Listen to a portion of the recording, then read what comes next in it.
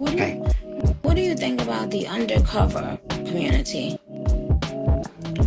I think that if you roll in undercover, right, there's no need to because I think the opportunities are endless. Hero stood shoulder to shoulder with Meek Mill. I'm at a point in my life like we all grew up in the streets and we try to be better, but they labeled us felons, sent us back to jail. I had to fight against that the whole time to gain my respect and be who I am today, and I'm proud of that. Y'all, it looks like Nicki Minaj and Meek Mill will always be bitter exes, and the beef between the two of them is nowhere near close to being over. Ever since Diddy's trial started, the prosecution has wasted no time laying down the blueprint of his trafficking ring, and several male escorts have already taken the stand to reveal their relationship with him and what he'd been doing to them, and Nicki just fired shots at Meek Mill over it, claiming that he was just a kept man like the others and Diddy always had him on a tight leash.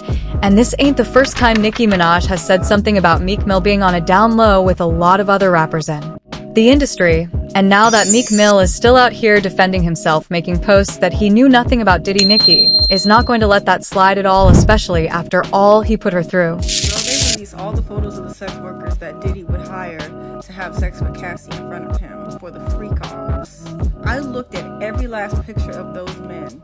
Not one woman was hired. Diddy is gay. Okay? Diddy likes men. If you look at all those men, all those pretty ass niggas that he hired, he likes men. Okay? He likes men. That's why he was treating the women so badly.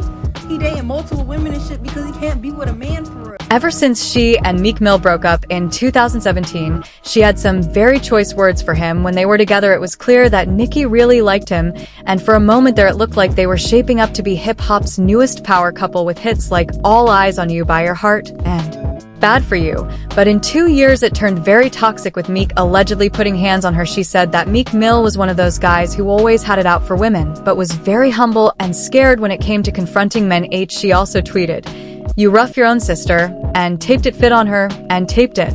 "Kicked me in front of your mother, and sent her to the hospital sucking Drake's D, made you feel tough again."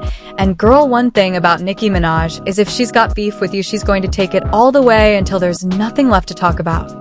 And that is exactly what she did with the Meek Mill situation. Not too long after blasting him online, she took to IG Live with Soulja Boy and started talking about how she knew a lot of DL men in the industry and how they made life difficult for the women they end up with. Do you think it's a lot of undercover brothers in the industry? Oh no, Queen. We don't know nothing about undercovers. Oh no. We don't know about that. Okay. Because I do.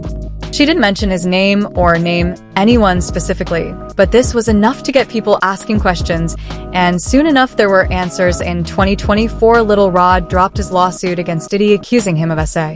But what got people buzzing was that the lawsuit seemingly named other people who were in on it. The lawsuit claimed that Diddy was in a relationship with a rapper from Philly who dated Nicki, and there was only one man that fit that bill, and that was Meek Mill. People started going way back to what Nicki said, and folks started digging up various pictures and videos where Diddy and Meek Mill look very suspicious. Like, why do they have pictures of themselves wearing matching outfits? Child, Diddy took Meek out shopping, and according to 50 Cent, you know what that means, and why is he so comfortable saying this to me? Hey, what's up, King Son? Man, you doing it, man. You deserve it, Daddy. You putting in that work. Proud of you. I love you. Yeah. For a while, everyone couldn't believe the things that they were seeing and just tried to chalk it up to Meek and Diddy just being very close friends. I don't know any guy friends that act that way with each other, but maybe they just different. I don't know. That's rich people's problems. But all that ended when other videos of Meek doing questionable things hit the internet. Why are you doing bunny hops, Meek? Because you got your ass beat in tennis. You got your ass beat. Keep going. Count out loud. Count out loud. Huh? Keep going. Keep going. Keep going. Keep going. Don't cheat on your bunny hops. They suck. Your bunny hops suck.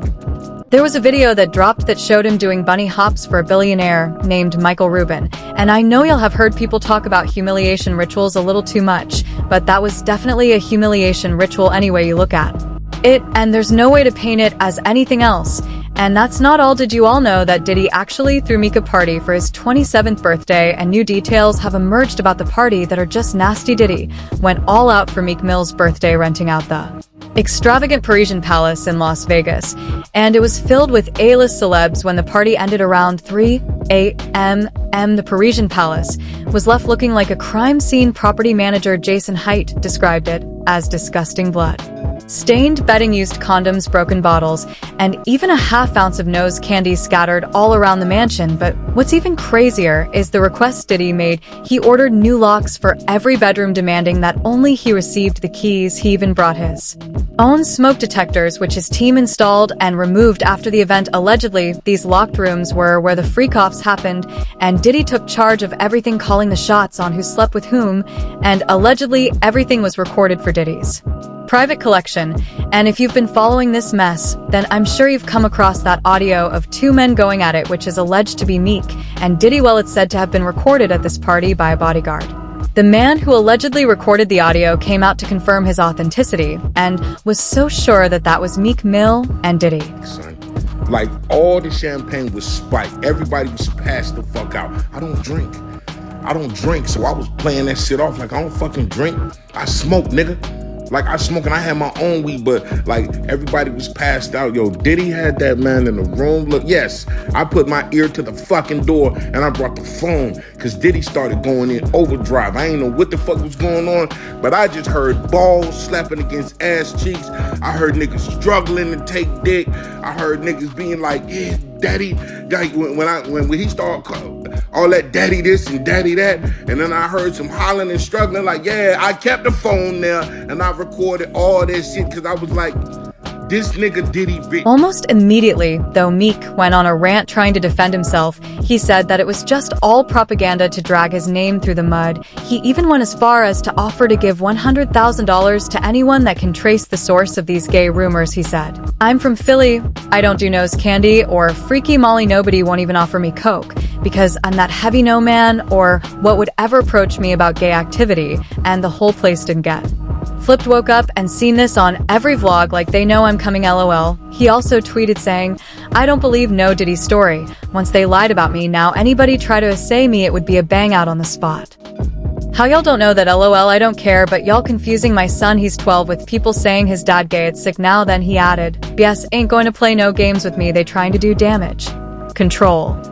But it looked like he was the one trying to do damage control because he could have just ignored it and moved on, but he felt so enraged by it that he had to do a whole thread and more. And now that the feds are already laying down the foundation with Diddy's ring and his habit of violence and intimidation, Meek Mill is back at it again defending himself. He said that the craziest thing that he's seen go down at a Diddy party was people doing substances everywhere, and those were the same things that he had seen at other parties he's been to. Meek also said that, "I will never let fake rumors about my name or manhood linger, and be silent. My son had to see all that is and deal with it going to school. It's a silent war against black men, and y'all rocking with him." But sources close to Nicki say she firsthand saw how Meek was around Diddy acting like a boy toy. He's trying to make everyone see him as the street dude who would never be tied to Puff in that type of way. But the fact that he's going so far to speak out against any rumors only shows that there's some truth to the rumors, and now fans are backing her up on it. Meek Mill is trying so hard to convince us Diddy was some stranger to him. Oh, you're guilty. Meek Mill was hopping like a bunny rabbit for white men. I know for a fact Diddy was using at least 47 bottles of baby oil on Meek Mill alone at them parties. Meek Mill definitely let Diddy bend him over. They had on matching rompers. But what do y'all think about this? Do you think that's something about Meek you like? And subscribe, because there's going to be more coming down the pipeline that you don't want to miss. And I'll see you in the next video. By Betty's.